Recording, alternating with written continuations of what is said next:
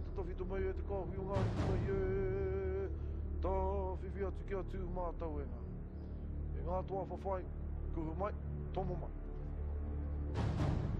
Go hard. Don't tire me up too much. Don't bully me, eh? Let's do this, Owen. Hard fight. It's gonna be for both of us. I'm gonna be swinging, so hopefully you'll be swinging back. Let's put on a good show.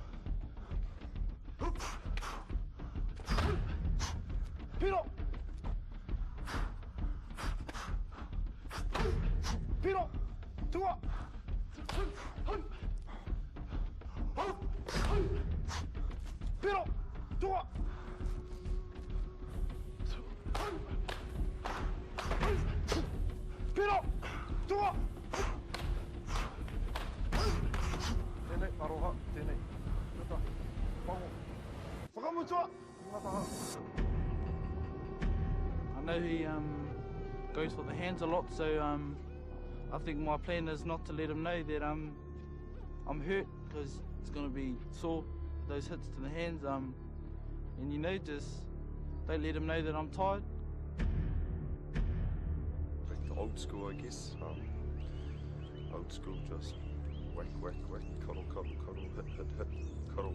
That's about it, really. I'm just going to attack him and attack and attack. Taumata!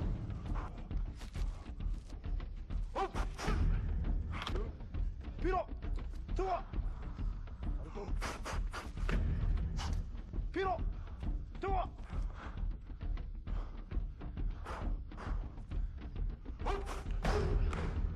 Piro! Toa! Piro! Toa! Piro! Piro! Piro! Toa!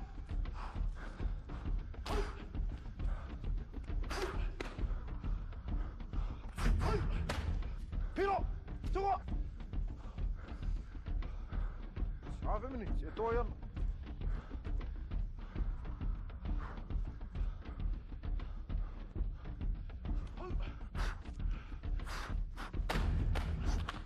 Piro! Toa!